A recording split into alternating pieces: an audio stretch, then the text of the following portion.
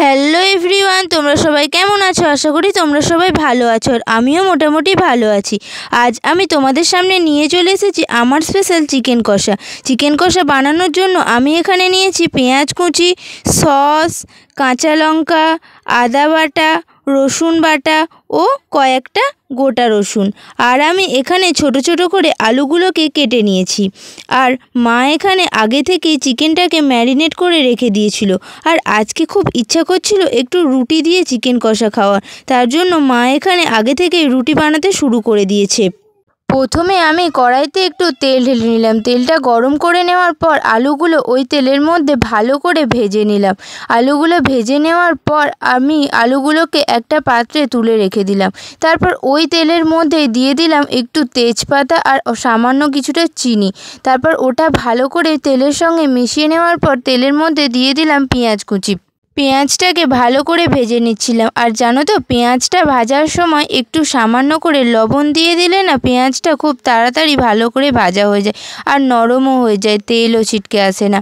তারপর পেঁয়াজটাকে সুন্দর করে ভেজে নিয়ে তার মধ্যে দিয়ে দিলাম আদা রসুন বাটা, কাঁচা লঙ্কা আর যে গোটা রসুনগুলো রেখেছিলাম ওগুলোকে দিয়ে ভালো করে আগে ভেজে নিলাম, যাতে পুরো মশলাটা ভাজা হয়ে যায়, আদা রসুনের কাঁচা গন্ধটা না পাওয়া যায়।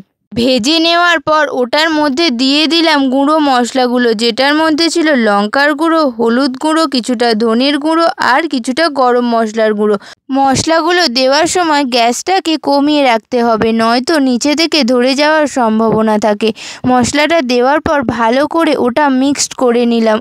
তারপর ওটার মধ্যে মিক্সড করলাম টমেটো সস। যদিও বা এখানে কাঁচা টমেটো ইউজ করলে টেস্টটা একটু বেশি ভালো আসতো, কিন্তু আমাদের বাড়িতে টমেটো ছিল না, তাই টমেটো সসই ইউজ করতে হলো। মশলাটা ভালো করে মিক্স করে নেওয়ার পর সেটা থেকে তেল ছেড়ে আসলে তারপর তাতে দিয়ে দিলাম আগে থেকে ম্যারিনেট করে রাখা চিকেনটা।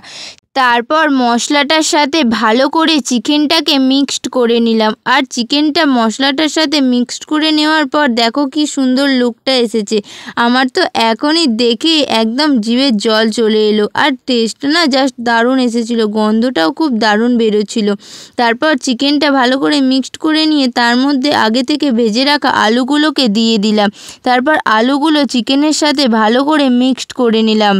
তারপর আলু আর চিকেন ভালো করে মিক্সড করে নিয়ে কিছুক্ষণের জন্য ওটাকে চাপা দিয়ে রেখে দিতে হবে, যাতে আলু আর চিকেন ভালো মতো সিদ্ধ হয়ে যায়।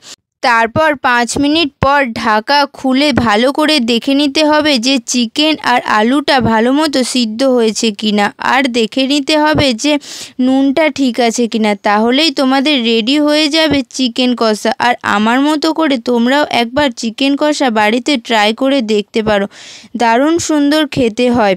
আর তারপর আমিও নিয়ে বসে পড়েছি চিকেন কষা আর রুটি। আর রুটির সাথে চিকেন কষা খেতে তো জাস্ট ওয়াও লাগে। আর তোমাদের কার কার এই রুটির সাথে চিকেন কষার কম্বিনেশনটা খেতে ভালো লাগে সেটা কিন্তু কমেন্ট করে অবশ্যই জানিও। আর এটা আমার নতুন চ্যানেল, আমার চ্যানেলে টক ঝাল মিষ্টি ভিডিও দেখার জন্য চ্যানেলটিকে সাবস্ক্রাইব করে পাশে থেকো। বাই।